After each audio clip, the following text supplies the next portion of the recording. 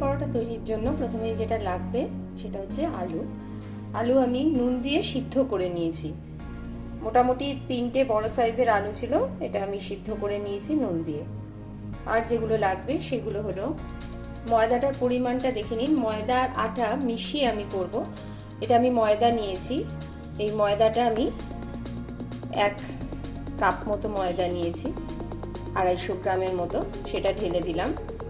যতটা পরিমাণ ময়দা দেবো ঠিক তার সেই পরিমাণই এর সাথে আটা মিক্স করব। আলুর পরোটায় আটা ময়দা মিক্স করে দিলে খুব নরম হয়। এবার এটাকে এর মধ্যে ময়ান দিতে হবে। ময়ানের জন্য আমি দেব হচ্ছে নুন, সামান্য চিনি,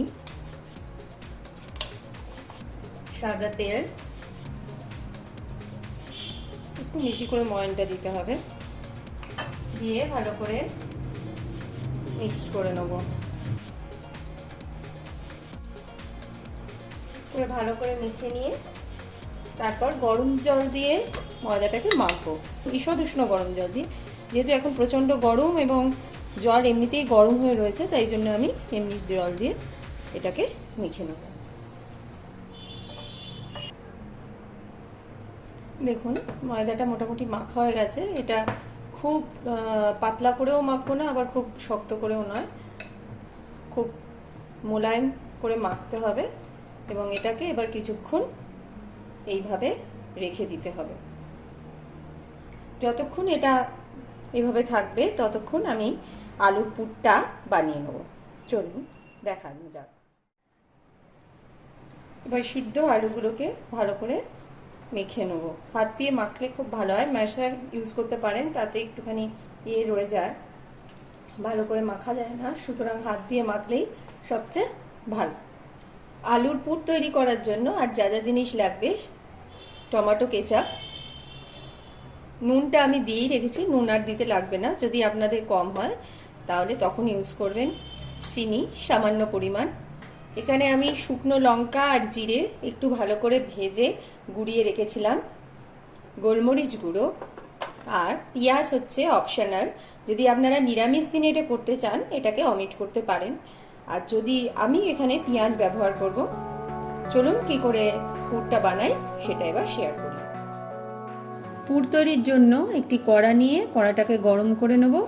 গরম কড়াইয়ের মধ্যে তেল ঢেলে দেবো। আমি এখানে সাদা তেল ইউজ করেছি, আপনারা চাইলে সর্ষের তেলও ব্যবহার করতে পারেন। তেলটা গরম হয়ে গেলে চপড যে অনিয়নগুলো ছিল সেগুলো দিয়ে দেবো। ভালো করে নাড়াচাড়া করে নেব। একটু গোল্ডেন ব্রাউন হয়ে এলে এর মধ্যে দিয়ে দেবো নুন আর সামান্য পরিমাণ চিনি আর কেচাপ, টমেটো কেচাপ। ভালো করে মিক্সড করে নেব আর গোল্ডেন ব্রাউন হওয়া অবধি ভাজতে থাকবো।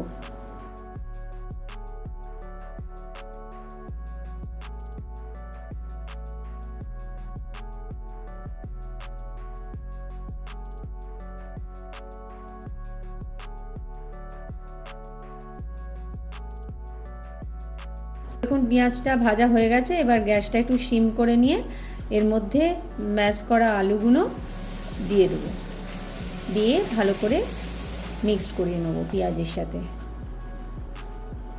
দেখুন ভালো করে মিক্সড করে নিয়েছি। এরপর এর মধ্যে দিয়ে দেবো গোলমরিচ।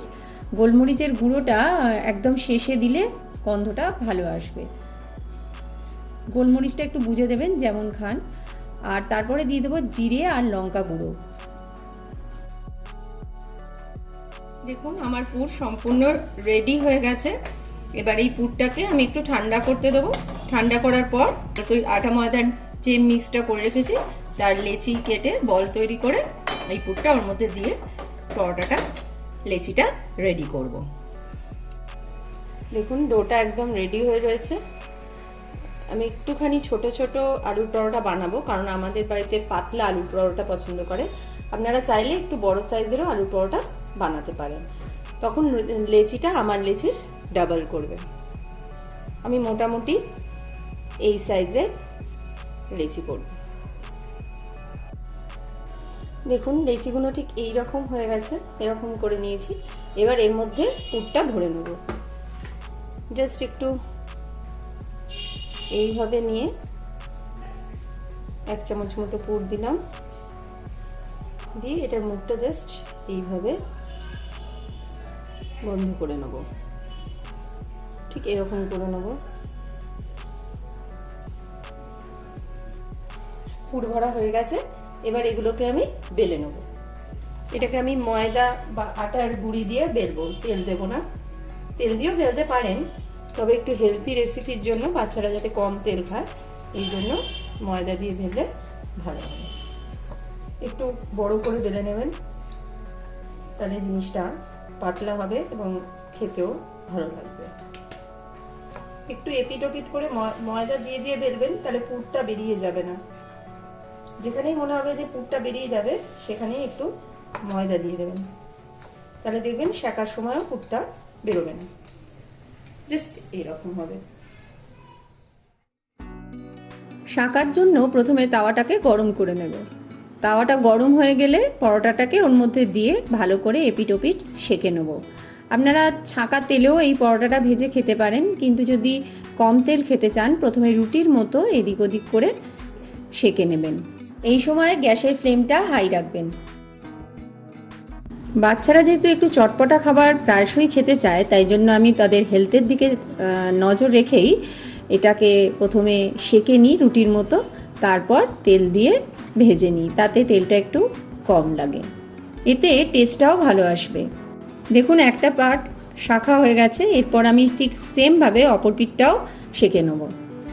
এরপর আমি এর মধ্যে তেল অ্যাড করব, আগে কিন্তু সেঁকে নিয়েছি, তারপর তেলটা অ্যাড করব। দেখুন এরকম ফুলে উঠবে। এই কন্টেনারের মুখটা দিয়ে তেল কিন্তু খুব অল্প পরিমাণ পড়ে। তেল দেওয়া মাত্রই দেখবেন পরোটাটা খুব সুন্দর ফুলে উঠেছে।